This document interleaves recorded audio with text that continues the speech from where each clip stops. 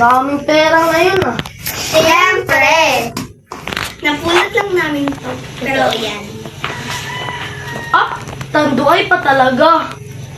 Siyempre. Pinagdiriwan namin ang masayang araw na to. May pera kasi kami.